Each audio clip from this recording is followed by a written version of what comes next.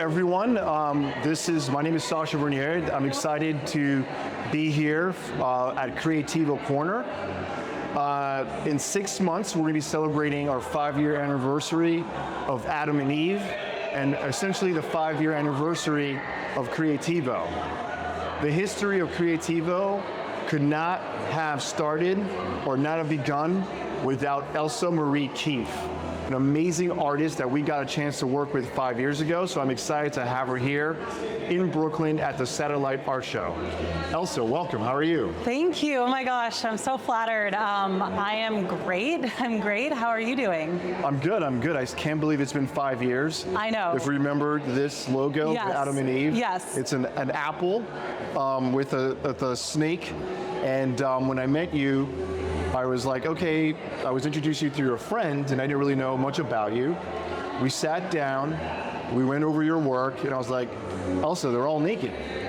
Yep. And I was like, how are we going to do this? And we started talking, and you gave me a great explanation of who you were and what your beautiful artwork presents. We're going to talk about it. So talk about how you chose your path and what your artwork represents. Yeah, perfect.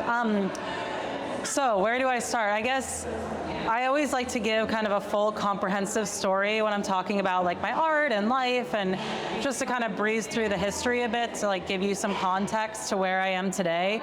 Everything started for me when I was 3 years old, and that's the first time I started creating art. I was just using crayons, colored pencils, and art was my therapy from a very, very young age. I began drawing and painting as a child. Art classes was where I kind of released my emotions during the entire duration of my childhood.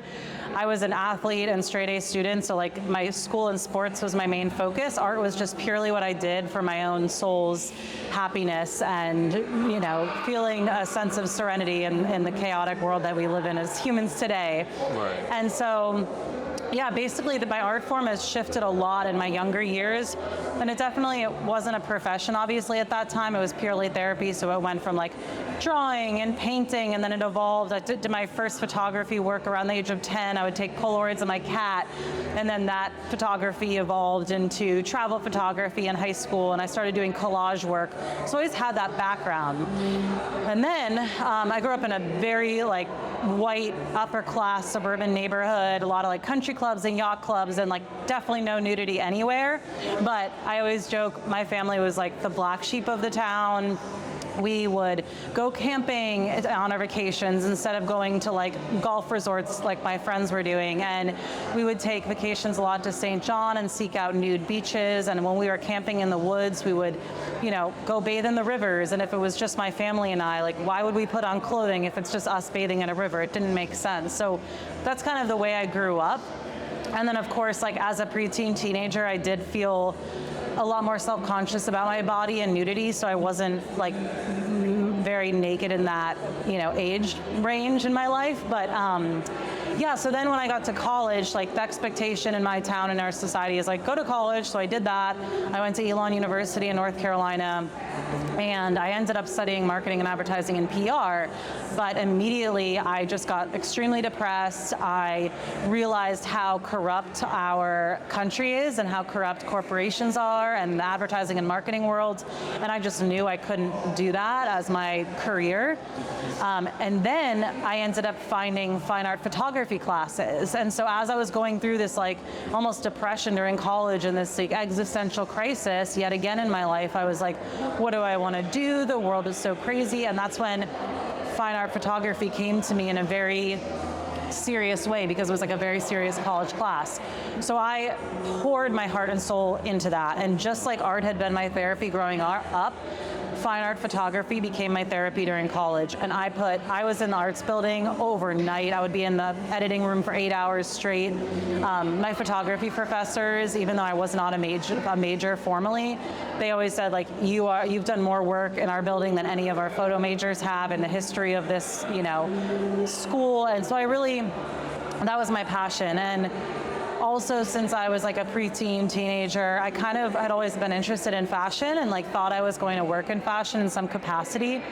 So I ended up, because also I was majoring in communications, I ended up getting an internship in the fashion, kind of fashion photography world, and this was in Boston.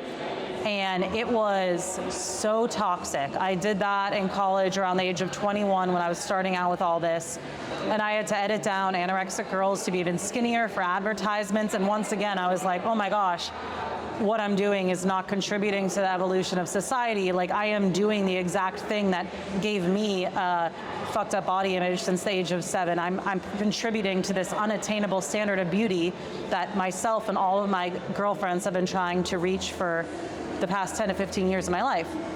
So again, feeling really kind of like hopeless and confused, I got back to school that next spring, and my photo professor said, well, have you ever thought about shooting nudes?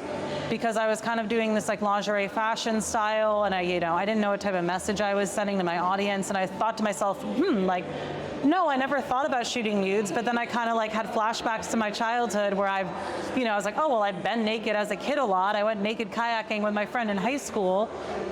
So little, pieces started falling together in my brain, and that was the beginning of my nude photography journey. It was around the age of 20 or 21.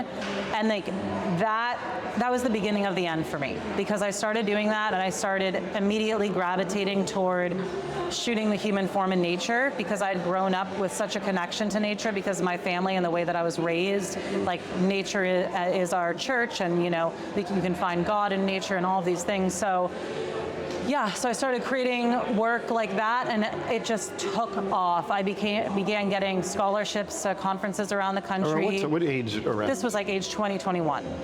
Okay. Yeah, so, and it was in college. Here's what's interesting. You said two very important things, I think. Is that you and your family, it's community. Yes. Communities are where you feel the most safest, and your family community felt safe. Mm-hmm. And I remember in 2019, when we were discussing what we were going to do, you were like, Sasha, I have a community, the community will come and support. Yeah. And when we did that event, what I loved about it was the grassroots of Miami came. Yeah. And it was all types. You had bigger, you had small, all shapes and sizes, and everyone accepted everyone. Yeah. And there was no judgment, and I was surprised because this is Miami. You think of Miami. Yeah. And I was like, wow, Elsa, this was actually beautiful. This was amazing. Yeah. That those that performed with you and those around you saw your vision. So can you talk about a little bit about that? Like Yeah, definitely. How do you accomplish that? Like, how are you able to get people to think beyond, oh my God, there's a naked person? Totally, yeah. Well, I think there's multiple narratives within my art. So we have like the connection to Mother Earth, the connection to nature. And then there's the component that is about body positivity and like, really trying to combat those structures that we've grown up with, where it's like you have to look a certain way, and the high fashion of the 90s, you have to be super skinny. And I think all of us, even men, have all been, subject to that, a very unhealthy standard of beauty. And for me, it's been quite the evolution. Like, when I did start out, I remember like hating my body, feeling so self-conscious when I looked at images of myself. Then over the years, it's like I started to accept the changing shape of my own body through looking at myself through the lens. And so when I started working with other models, which I never hire models or work with models, I just hire and work where I don't hire. I just photograph people that I'm friends with or that want to shoot. And that's really awesome, because of course I have some friends who are models who are slender, and then I'll meet some people who are plus size models, or I'll meet people who are not models at all, that are just have most average body types or plus size body types, and they will all realize the healing component of getting in front of the camera and posing for a photo, or in the case of the last Adam and Eve show, doing a performance art where we're dancing and doing some interpretive movement like we did today, and really feeling like, safe in your skin, because a big part of what I do is trying to say that nudity does not equate with sexuality. Like, just because somebody's naked doesn't mean that they're looking to have sex. And that's been like kind of the underlying main theme that I try to promote like for the longest over the years, because especially when I was younger, I would be naked and somebody would say, oh, well, this really turns me on, or that's really sexual, and I would get really offended by that. But as I've gotten older and I'd be more comfortable in my skin, I'm like, I feel so comfortable and proud just like being strong in my skin and standing nude in any space, place, or time, and therefore helping others feel like they can do the same, or helping others be like, oh, she's just naked in the middle of the street. She's not in a porn right now. This is not some sexual thing. It's what we all have under our clothes. Like, we are all naked. We're all born naked. We all die naked. Like, we are truly part of the earth. We are truly one with the earth. And so that's like just a big passion of mine, is kind of trying to get that message across. And I think that everybody I meet, and most people that see my work or definitely meet me in person, can understand that energy and like feel that and learn from that. And so yeah, that, you know, we saw that at your show and we'll see it again this year. Yeah, I mean, Elsa, I think you've hit so many points there, because I think that in society, when we're like, okay, we have to respect each other, we have to figure out how to respect women, or how do we go to a level where we are all appreciating who we are as people. The only way to do that is to appreciate what God gave us as our human bodies, as nature. Yeah. And I think your goals and your mission of trying to get people to accept each other for who they are will hopefully drive the idea that not everything has to be a sexual connotation. So I think it's really, that mission of yours is something that people, I hope, will capture. Yeah, and that's another big thing is, because we're on this topic, I just want to say, you know, just touch on the porn industry and the side effects of the porn industry and what that's done to our culture, especially people between the ages of like 15 to 50 right now. I mean, I know my generation, I'm 33 right now, and myself and my peers grew up with the expansion of the internet. And so we literally learned about sex through porn. And we're like, no wonder we have all of these sexual problems within, you know, our young men and even women. And that all stems from the assumption and expectation of how we're supposed to act sexually, or look naked, or look in nude situations or in sexual situations. And what is so important to me lately, and like why I even love looking at this shirt and logo again, because the middle almost looks like a vulva, and my newest body of work is the Vulva Project, which is all about speaking about, you know, long labia and different looking vaginas and different look, you know, and making women feel like we don't all have to look like a porn star, you know, to be beautiful and to have a healthy sexual life, and to have, which of course translates into a healthy everyday life, but really like accepting all body types and all scenarios. And, you know, of course, realizing that nudity doesn't equate with sexuality, but like sexuality and sensuality is a beautiful thing, and that is a topic that I now love talking about when in the right time and space and with the right audience. But of course, like with the mass media and social media, like these topics are so taboo still, and they get very confusing for people when people hear the word sex online or see something called like the Vulva Project, and it's like all of a sudden, oh my gosh, like you're a porn star, you're like ruining the world. But it's, you know, the irony of it is that like porn is all over the internet, but the second you try to make a statement about the porn industry or healthy sexuality through art, like you're extremely censored because you're talking about it openly. So exactly. That's been a really important piece of my last, 5 years since we did our last show. It's been something I've been very focused on. Yeah, that I miss. I do miss, I tell people we've done almost 30 events in 5 years. And that event up to this day is my favorite. Totally. What we captured, who we captured, how people received you, the message came across. So we're here at this art fair. You have some great pieces. Let's talk about this. I mean, it's hopefully you can see it. You have many different pictures and collages. Talk about it. So this piece behind me is my largest piece to date. It is 12 by 15 feet. It's called The Most Dangerous Animals, and then in parentheses or brackets, humans, because humans are the most dangerous animals on this planet with our weapons of war and our mass destruction and our collective psychoses and all of that. So you could go down a rabbit hole for hours just talking about the title and why that's important to me. But that's the title of this piece, and it's my my largest piece to date. I love working on a larger scale. Until this, my largest pieces were 40 by 60, 48 by 60, and I love working at that size because it's somewhat, I'm able to kind of carry them. But this is so fun because not only do I get to put the canvas on the ground while I'm working on it and cover my body in paint and literally paint over the photographs. I mean, the process of making it in and of itself is like a performance piece. And it's very immersive, but then when you hang it up and when you're actually here with it and walking by it, you truly feel immersed in the art. It's like very much like you're almost being held by the art. And this piece is created with digital photography, canvas, paint, blood, and tarot cards. Those are the materials. Ideally, I would like to be working on this like at this size or larger and doing some like sides of buildings like this and even adding resin and bones and leaves like I do to my smaller pieces. Of course, that's, you know, takes a lot of planning, time, money, and spatial. So this is kind of what I was able to do with the resources I had this year, but I'm so happy at least I was able to put this out and just to kind of show the world like more of what I want to do and what I'm capable of, and also to just give people the experience of like being immersed in a gigantic naked art piece where it's like... Were these all different communities here? Yeah. You have, I don't know if you can see it on the camera there, but you have a group that looks like a community up there. We'd love you to talk about this, but here I've seen a couple of He's those pictures. actually the head of a nudist colony in Florida that I was working with last year. Okay. It's funny, a gentleman here at the art show came up. He knows him personally because he visited the nudist colony and it completely transitioned his feeling of his own self and his trajectory of his work. But yeah, all these images were taken over the course of 10 years, and then the actual putting together of the piece took a few months. But it was like months, if not years of planning. The elephant? So I have not had the chance to shoot wild animals. My dream is to photograph nude people with elephants, lions, wild animals. That's like my pipe dream for photography.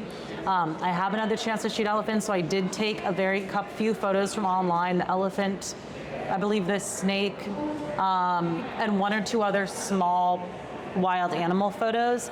I took them from the internet and I printed them on canvas like everything else and kind of like spliced them in.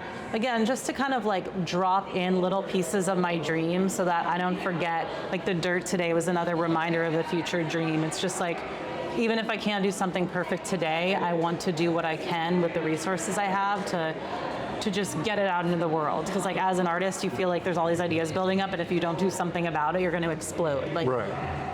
Okay, let's talk about the pieces from here. How about this one?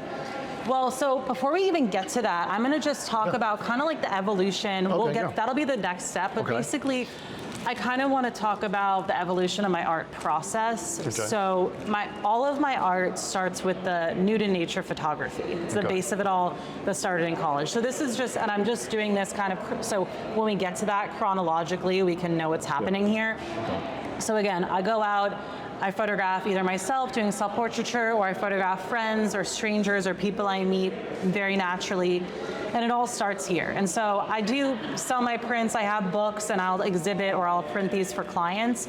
But the raw photography is fun. It's definitely extremely rewarding to go out into nature and be naked in nature, because you're getting to be barefoot or naked on the earth, so you're getting grounding and earthing time, you're absorbing the negative ions from the earth, and you're restabilizing the electrical system of your body. So it's literally like this incredible scientific phenomenon that's going when you're barefoot and naked on the earth.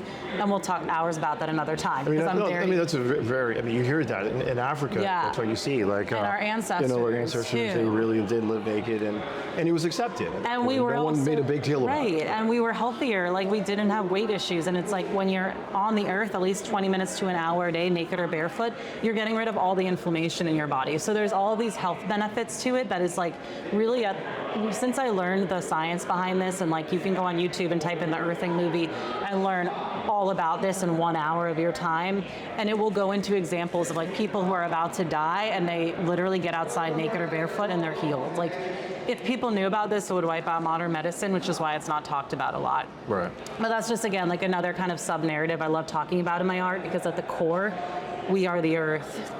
We're meant to be touching the earth. We're a part of this. Right. And so again, I start with the photography, and I love doing this. I love working with people. I love being naked out there.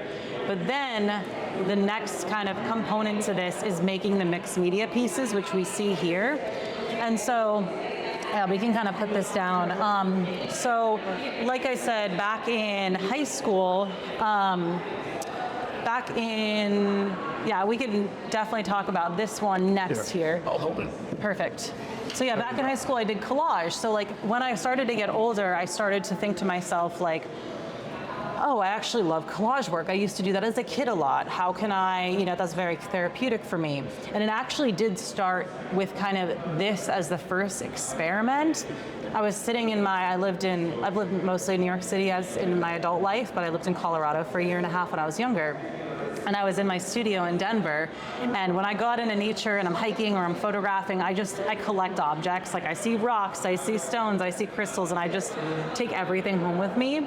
So I was sitting in my studio and I had like piles of rocks, piles of leaves, piles of flowers, and I was like, oh my God, Elsa, like you're a hoarder of nature. What are you doing? Like I need to throw this out, but I was like, no, I can't throw it out. This is just my beautiful collection. So it was funny because I found out about resin in that same time. So this piece right there is one of my first samples of a way that I was able to utilize the objects of nature I collected. This specific one is all pressed flowers, but I have some that are not pressed. And then I just poured resin over it and I was like, this is such a perfect way to use my collections, but to also bring nature in a very visceral way onto the canvas itself. And so also around the same time, I started experimenting like this, where I'd print the nude photograph and I printed on canvas, I pasted onto a wooden panel, and then I kind of add paint surrounding the photo, like the color paint that the photo has, and then I encase it in resin. So these are like two very simple pieces. But then what most of my mixed media pieces have is a combination of these two. Right. So this here is like a little bit better sample where you have the nude photograph printed on canvas, adhered to a wooden panel. There's some paint added, but then I add a piece of nature, ideally that I collect close to the photo shoot. So this piece is awesome. This was like a prototype for what I would like to be doing down the line. Like let's say I shoot in India, I would like to collect sand or rocks from the location I shoot out there and use those physical objects to put on the mixed media piece of that photograph. So this was the first time I did that, like location-based editing or art, where I took this coral from a beach that was just less than a mile from the cenote in Mexico. And when I put the mixed media piece together, I actually have like this piece of nature collected from right near the location. And yeah, that's kind of like the summary of what I have. I also do, most of my pieces are actually a lot bigger than this, like 40 by 60. They have like bones coming out and crystals coming out. But due to the nature of this show, all I could physically carry, this last minute opportunity was what we see here. So yeah, that's just a brief overview. I also do a lot of like bookmaking. I couldn't bring any of my books here, but I make handmade Coptic bound books that I sew myself for these like big fine art photo books. I also do self-publishing, as you know, performance art, and then I have a few video samples here as well for my video work. So that's kind of like the overview of my work structure. Right, no, that's amazing, because Elsa, I think that as we were discussing earlier, a lot of times people feel that they don't really understand the artist's journey, how they're thinking and the story. And talking to you, you just feel the energy, you feel how passionate you are about it. What advice do you give artists who are just beginning and are trying to figure out their place and how they want to fit? Because I've just seen you evolve in the past 5 years. You stayed focused. Totally. What are some of the things that you would love artists to know about their journey that you've learned? That's a great question. First, I have to say this. I know it's annoying because other people have said this before, but if you do not have to make art, don't make it, because it is a very hard path. I have questioned myself so much over the years. Every time I'm censored and deleted in the media, banned, misunderstood, broke, I'm like, I wish I could go get a desk job and have a normal life and like have money every day and security and stability. So like, if you like doing that, do it. But that being said, if you truly feel like you need to make art, like it's a compulsion and you need to do that for your own your own livelihood and your own stability mentally, which is how I feel. It's like this, I don't have a choice kind of, like when I'm painting, I feel purely at bliss. If you feel that way and you know that art is your path, then do not stop. Keep going. Like, it will get better. And I think that perseverance, endurance, almost, I think this is when it's really cool to have the athletic background, because I almost treat it like a sport, like not consciously, but subconsciously, like putting in the hours, giving that persistence, not giving up. Like, even when I'm, quote unquote lose, or I'm getting knocked down, like always getting back up, always finding a way, finding a glimmer of hope, I think meditation helps so much, like having these kind of daily practices to kind of keep you in line, like eating healthy food. I know it sounds crazy, but we're in a 90-degree day in New York City with no air conditioning, and like if I wasn't sober, like chugging water and putting really good food in my body, like I don't think I'd be standing or talking right now, to be quite frank. I'd be like really a mess. So I think taking care of your body, that comes with age. Like when I was younger, I had so many years of extreme struggle with like drug abuse and alcohol abuse and partying, getting swept up in different scenes and groups. And it's like, I'm so grateful I got through that. And I think it's important not to judge ourselves too as young artists. Like if you are going through a rough patch or struggling financially or not feeling healthy, like you will get through this in one way or another, whether you have to hit your rock bottom or whether you just take a couple years off or take a step back, or like I've held on so many restaurant jobs throughout my career to help just put food in my mouth, which I hate admitting, but I had to take on another one recently. I hadn't worked at a restaurant or had a normal job in like 5 years, and things got so tough for me this past year with everything that happened with being banned and censored online that like I literally had to say, okay, universe, like I will always be an artist and I know I want to keep creating, but I feel like I need to figure out a way to pay my bills and get food and get a roof over my head. So like, it's also, not having that ego where it's like, oh, I have to be the best from such a young age at all times. It's like sometimes you have to accept, I have to get a part-time job, or I have to work overnight on my editing, or I have to stay up till 4 a.m. at a club, like selling my prints underground, because that's the opportunity I have this week. And I've done that for years, and like, just, having that hustle. And I think living in New York is always, I recommend to everybody, especially every young artist, like kind of being in that hustle and being in proximity to galleries and opportunities, and even if it's just for a year or two, just to kind of get that grit under your skin. And like, that's how we met, because I was in the city at a show, one connection leads to another, and just the last thing I'll say is just put yourself out there. Like, don't be afraid to take a risk, take a chance. Again, even when we worked together for the first time, like, I didn't know you. I didn't know if I could do that. I hadn't curated a large-scale group performance together yet where I had, like, multiple people working with me. And so I think it's just about, taking the leap of faith and jumping in, and either you're going to sink or swim. So just keep swimming. Yeah. So Creativo Corner, for me, this is our first countdown for Adam and Eve. We would love you to support Elsa. Elsa, how can they support you? What are the things the audience out there can come and support you? Well, definitely visit my new website. It's www.elsamariekeefe.art. And I have my Instagram as well. I love having conversations with people.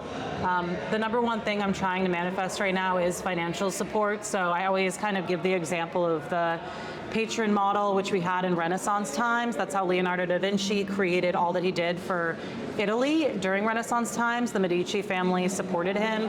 And now that art is more widespread and money is more widespread, we usually aren't receiving like all of our funding from one person. But if you believe in this, of course, buying art is something I would love to sell my art to people who believe in my work and love it. If you don't want art or need it and you are like financial sustenance in your life and you'd like to, donate to my career and help me make more pieces like this, participate in shows like this. Like, I think what a lot of the public doesn't realize is that cost hundreds, if not thousands of dollars just to participate in most art shows. And that's not even to mention the plane tickets, the food, the housing, the art materials.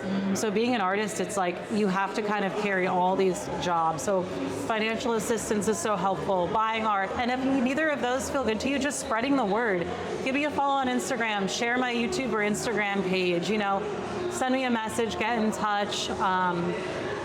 I'm really open to all magic and connections. Like even you reaching out to me the other day just felt like the most magical, wonderful serendipity. I was like, wow, the universe really has my back. Like I'm coming here on a limb to this art show in New York. I've been in Colorado for months traveling, and like just to get that phone call, it's like even a little bit of support like that can just mean the world, whether it's a connection for a magazine article or publicity or anything to help promote or evolve my career is, sky's the limit. And if you are interested in my work, and if you're interested in, what I do and want to help, text, call, email. I have like all my information's online, elsamariekeefe@gmail.com, and I would love to have a conversation about more of my goals and dreams and more about what I'm doing. But like I said, there's so much on my website, there's so much online.